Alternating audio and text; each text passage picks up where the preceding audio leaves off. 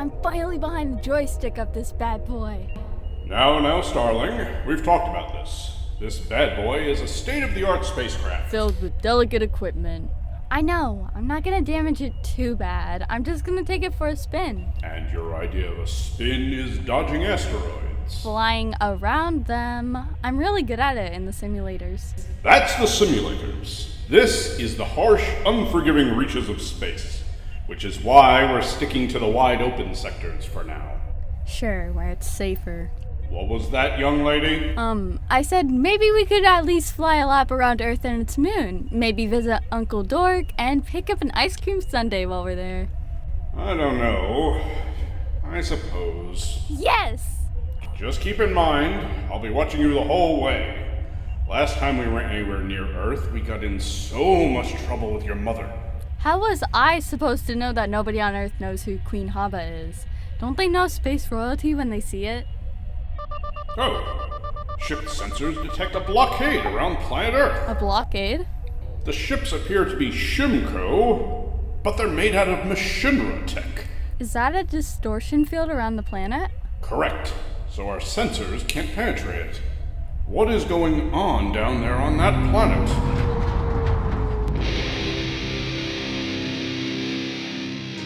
ATW presents Domination from Space, Part 1.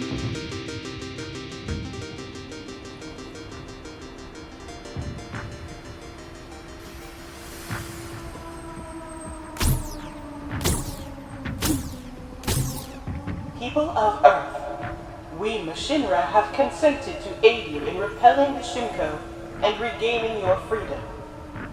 We ask your cooperation and allow us access to your resources and manpower. We call all able-bodied humans to join us in the Earth Defense Force and promise we will use our technology to optimize you to fight back against those dastardly invaders. Together, we will repel this hideous threat to your liberty and rebuild your planet. Thank you. This concludes this public address. This message is being played on all frequencies. Yes, Zarnum. It will repeat indefinitely. Excellent. This planet Earth has an abundance of resources. We will make use of it all, including its armies, whether they fight for us or against each other.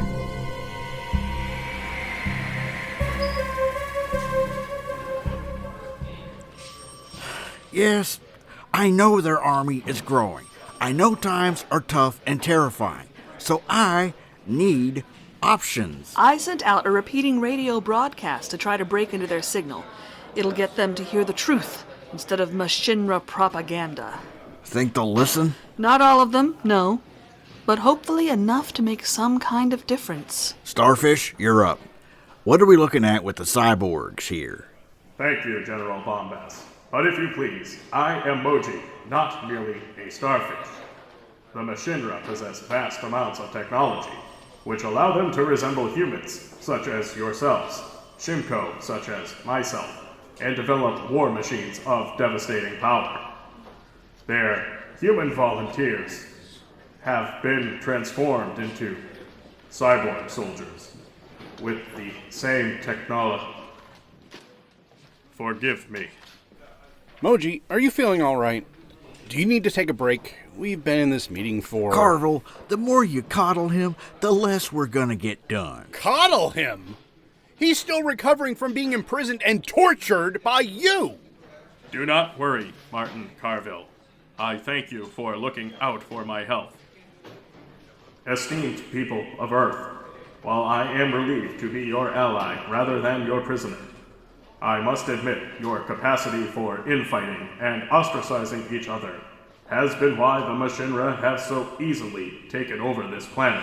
Oh, so now you're saying it's easy, like we just rolled over and let them ravage our cities, send our leaders into hiding, if not blow them up outright. Are you serious right now, General? Maybe if you didn't stop and look after damaged aliens like they're stray cats on the side of the road, we wouldn't be in this mess in the first place, would we? I do not understand your anger, General Bombast. Yeah, there's a whole lot of things you don't understand, Starfish. You want options, General? How about a recess? And what's that gonna solve?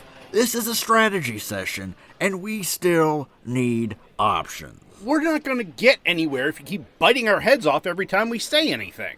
Moji's right. It's too easy to divide us into fighting amongst ourselves. It's one of the reasons the Machinra have so many volunteers to begin with.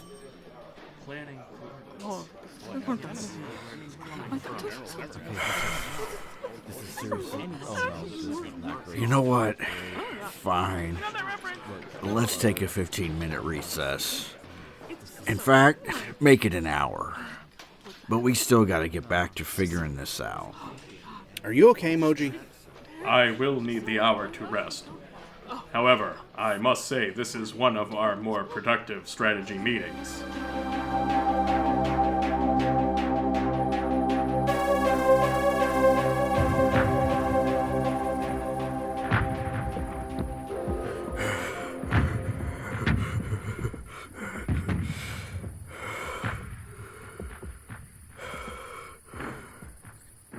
Come reload or something?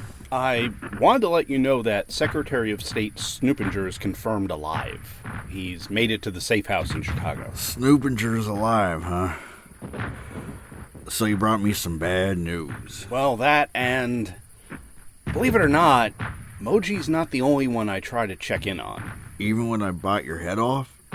We both know there's something eating at you, and you're taking it out on us. Well, that something is none of your... Okay, fine. You knew my daughter. I didn't know Heather well, or for very long, but yeah. I never got the chance to say goodbye to her, or tell her a lot of things, like I'm proud of her. I don't even remember what all our disagreements were about. They don't feel like they matter anymore. I'm sure she would have liked to hear you say that. And for what it's worth, I miss her too.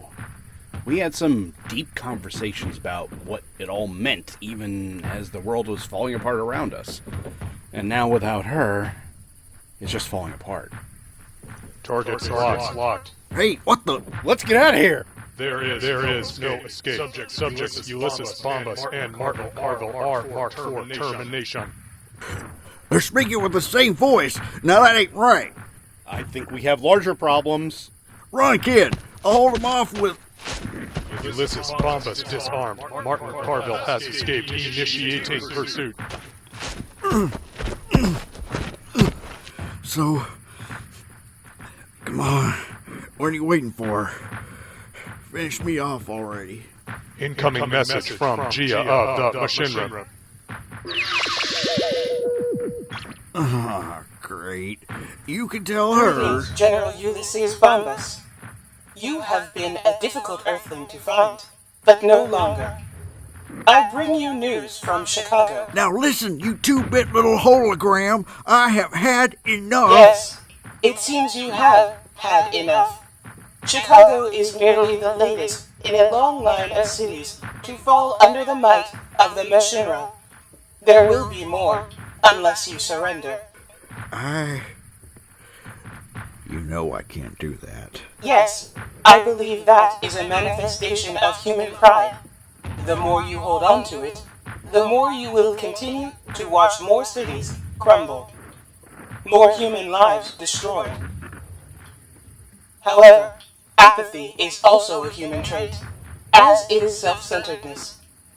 With that in mind, perhaps it can be said you don't care about your fellow humans at all. All right.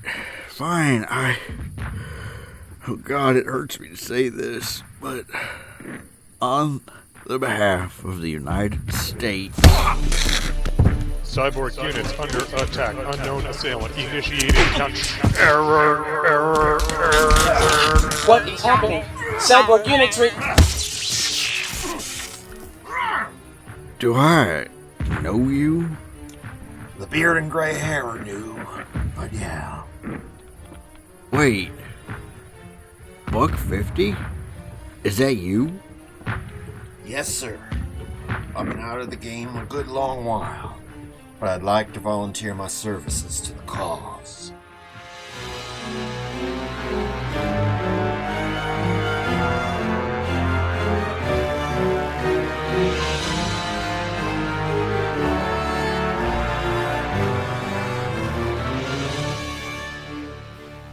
You've been listening to Domination from Space, Part 1 of 3, a VHS Box Theater production, written by David Ellis, produced by Thomas DJ, with sound design by Chris Honeywell, music by Audionautics.com, and performed by the Akadekaganagon Theater Works.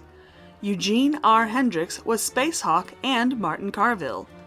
Kira Hendricks was Starling. Sarah Palmero was Gia. Casey Boudnot and James Hickson were Zarnam. David Ellis was General Bombas. Nicole Tomty was Arlene Harper. Chris Tyler was Moji. Luke Giaconetti was Cyborg Soldier. Thomas DJ was Buck 50. Please visit the 8TW at 8tw.blogspot.com for news on upcoming and current projects. Until next time, good night.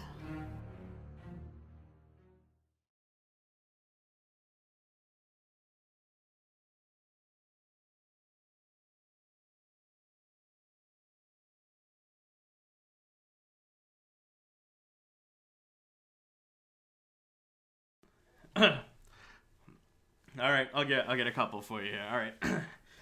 I will need the hour to rest, in case I need to smack a bitch. Let's see, what else can we do here? Talk to the hands.